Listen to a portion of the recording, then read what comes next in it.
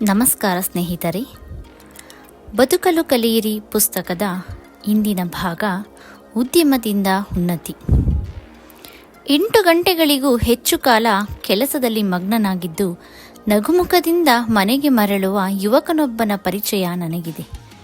ಕೆಲಸದ ಬಳಿಕ ಆತನ ಉತ್ಸಾಹ, ಸಂತೋಷ ಕಡಿಮೆಯಾದುದನ್ನು ನಾನು ಕಂಡಿಲ್ಲ. ಆಫೀಸಿನಿಂದ 3 ಕಿಲೋಮೀಟರ್ ದೂರದ ಹಳ್ಳಿಯ ಒಂದು ಪುಟ್ಟ ಕೋಣೆಯಲ್ಲಿ ಆತನ ವಾಸ. ಅಲ್ಲಿ ಯಾವ ಆಧುನಿಕ ಸೌಕರ್ಯಗಳೂ ಇಲ್ಲ. ಕೆಲಸದ ನಂತರ ನಡೆದುಕೊಂಡೇ ಅಲ್ಲಿಗೆ ಮರಳುತ್ತಾನೆ. ಸ್ವತಃ ಅಡುಗೆ ಮಾಡಿಕೊಳ್ಳುತ್ತಾನೆ. ದಿನದಲ್ಲಿ 1-2 ಗಂಟೆಗಳ ಕಾಲ ಅಧ್ಯಯನ ಮಾಡುತ್ತಾನೆ. ಕಾಲೇಜಿಗೆ ಹೋಗಲು ಅವಕಾಶವಾಗದ ಆತ ಖಾಸಗಿ ಪರೀಕ್ಷೆ ಕಟ್ಟುತ್ತಾ ಪದವೀಧರನೂ ಆದ. ಆಫೀಸಿನಲ್ಲಿ ಆತನ ಹಿರಿಯ ಮೇಲ್ವಿಚಾರಕರಿಂದ ಆರಂಭಿಸಿ ಸಹೋದ್ಯೋಗಿಗಳಾಗಲಿ ಇತರರಾಗಲಿ ಅವನನ್ನು ಕುರಿತು ಒಂದು ಕೊಂಕು ಬಿರುನುಡಿಯನ್ನೂ ಆಡಿಲ್ಲ. ಎಲ್ಲರೂ ಆತನನ್ನು ಸಹಜವಾದ ವಿಶ್ವಾಸ ಗೌರವಗಳಿಂದಲೇ ಕಾಣುತ್ತಾರೆ. ವಿದ್ಯೆಯು ವಿನಯವನ್ನು ನೀಡುತ್ತದೆ ಎನ್ನುವ ಮಾತು ಆತನ ಬಗೆಗೆ ಸಾರ್ಥಕವಾಗಿತ್ತು. ತನ್ನ ಕಾರ್ಯಕ್ಕಾಗಿ ಯಾರಿಗೂ ಸಲಾಮು ಹೊಡೆಯದೆ, ವಾಮಮಾರ್ಗ ಹಿಡಿಯದೆ ಬೆಳಗಿದ ಚೇತನ ಆತ. ಕಾರ್ಯದಕ್ಷತೆ, ನಿಯಮನಿಷ್ಠೆ, ತಾಳ್ಮೆ ಮತ್ತು ಎಂದಿಗೂ ಬತ್ತದ ಕಾರ್ಯೋತ್ಸಾಹ ಇವುಗಳ ಬಲದಿಂದಲೇ ಎಲ್ಲರೂ ಹಾತೊರೆಯುವ ಸಂಸ್ಥೆಯ ಬಹು ಉನ್ನತ ಸ್ಥಾನಕ್ಕೆ ಏರಿದ ಆತ. ತನ್ನ ಆಫೀಸಿನ ನೌಕರರಿಗೆ ಉದಾರಿ, ಉಪಕಾರಿಯಾದರೂ ಸೌಜನ್ಯದ ದುರುಪಯೋಗ ಮಾಡಲು ಅವಕಾಶ ನೀಡದ ಗಂಭೀರ ಸ್ವಭಾವದವನು ಹೌದು. ಅನ್ಯಾಯ, ದೌರಾತ್ಮ್ಯಗಳಿಗೆ ಹೆದರದೆ ಎದೆಯೊಡ್ಡಿ ಎದುರಿಸಬಲ್ಲ ಛಾತಿ ಇರುವ ನ್ಯಾಯನಿಷ್ಠ ಹೋರಾಟಗಾರನೂ ಹೌದು. ಇಂದೀಗ ಸದೃಹಸ್ಥನಾಗಿ 3 ಮಕ್ಕಳ ತಂದೆಯಾದರೂ ಯಾವ ದುರಭ್ಯಾಸಕ್ಕೂ ಒಳಗಾಗದ ಸಂಯಮದ ಜೀವನ ಅವನದು. ದಣಿವಿಲ್ಲದ ಕಾರ್ಯೋತ್ಸಾಹ, ಬಹುಜನರಿಗೆ ಉಪಕಾರ ಮಾಡಿದಾಗ ವ್ಯಕ್ತಿಯೊಬ್ಬನಿಗೆ ಬರಬಹುದಾದ ತೃಪ್ತಿ ಮತ್ತು ಧನ್ಯತೆಯ ಭಾವ, ಆಂತರಿಕ ಸಂತೃಪ್ತಿಯನ್ನು ಸೂಚಿಸುವ ಮುಖಮುದ್ರೆ ಇವು ಆತನಲ್ಲಿ ನಾನು ಕಂಡ ವೈಶಿಷ್ಟ್ಯ. ಆತನನ್ನು ಸಂಧಿಸಿದಾಗ ನಾನು ಕೇಳಿದ ಪ್ರಶ್ನೆಗಳು ಇವು: ನೀನು ನಿನ್ನ ಬದುಕಿನಲ್ಲಿ ಕಂಡುಹಿಡಿದ ಸಫಲತೆಯ ಸೂತ್ರ ಯಾವುದು? ನಿನ್ನ ಕಾರ್ಯ ವೈಶಿಷ್ಟ್ಯ ಏನು? ಬದುಕಿನ ಸಮಸ್ಯೆಗಳನ್ನು ನೀನು ಎದುರಿಸಿದ ಬಗೆ ಹೇಗೆ? ಆತನಂದ, ಹೇಳಿಕೊಳ್ಳುವ ಅಂಥ ವೈಶಿಷ್ಟ್ಯವಿದೆ ಎನ್ನಲಾರೆ. ಒಟ್ಟಿನಲ್ಲಿ ದೇವರ ಕೃಪೆ ಎನ್ನುತ್ತೇನೆ. ಆದರೆ ಇಷ್ಟು ಹೇಳಬಹುದೋ ಏನೋ, ಮಾಡಬೇಕಾದ ಕೆಲಸಗಳನ್ನೆಲ್ಲ ಶ್ರದ್ಧೆಯಿಂದ ಮಾಡಬೇಕು ಎಂಬ ಮಾತನ್ನು ಹಿರಿಯರಿಂದ ಆಗಾಗ ಕೇಳಿದ್ದೆ. ಬಾಲ್ಯದಿಂದಲೇ ಕೆಲವೊಂದು ಜವಾಬ್ದಾರಿಯ ಕೆಲಸಗಳನ್ನು ನಿರ್ವಹಿಸಲೇಬೇಕಿತ್ತು.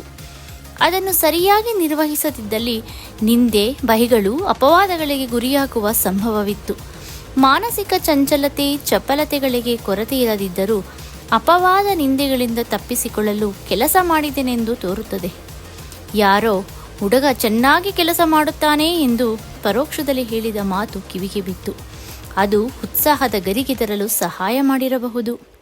ಹಿರಿಯರೊಬ್ಬರು ಆಗಾಗ, ನೀನು ಯಾವುದೇ ಕೆಲಸವನ್ನು ಚೆನ್ನಾಗಿ ಮಾಡಬಲ್ಲೆಯಾದರೆ ಯಾರಿಗೂ ಹೆದರಬೇಕಾದ ಸಂದರ್ಭ ಬರುವುದಿಲ್ಲ ಎಂದು ಹೇಳಿದ್ದು ನೆನಪಿದೆ. ಇದೇ ಸಂದರ್ಭದಲ್ಲಿ ಒಂದು ಸಂಗತಿಯನ್ನು ಬಹುಬೇಗನೆ ತಿಳಿದುಕೊಂಡೆ.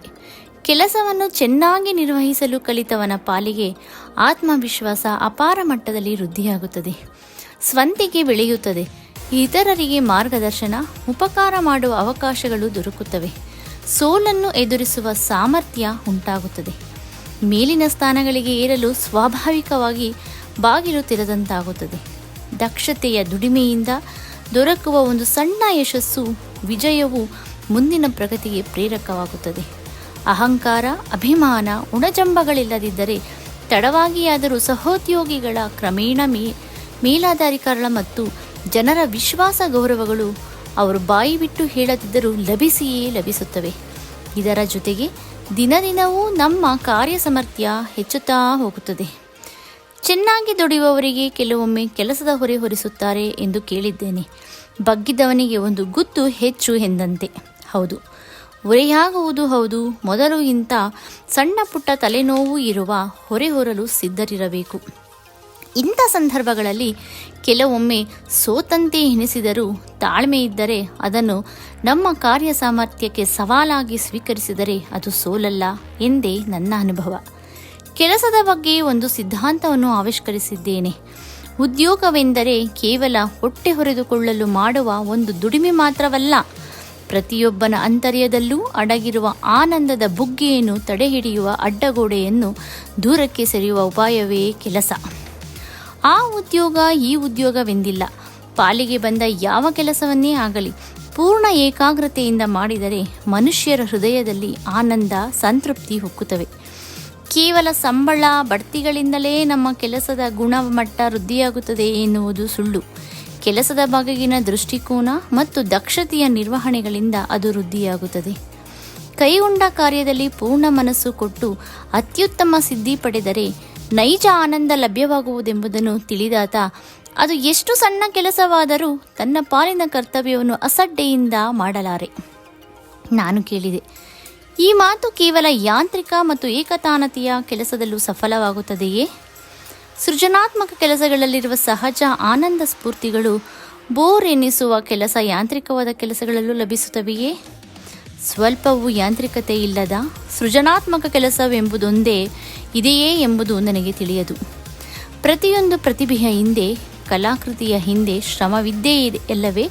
ಆ ವಿಚಾರ ಏನೇ ಇರಲಿ, ಮಾಡಲೇಬೇಕಾದ ಕೆಲಸವನ್ನು ಸರಿಯಾಗಿ ಮಾಡಲಾಗದಿದ್ದರೆ ಅದೊಂದು ಭಾರವಾದ ಹೊರೆಯಾದಂತಾಗಿ ನಮ್ಮ ಮನಸ್ಸಿನ ಮೇಲೆ ತನ್ನ ದುಷ್ಪರಿಣಾಮ ಬೀರುವುದು ಎಲ್ಲರಿಗೂ ತಿಳಿದ ವಿಷಯ.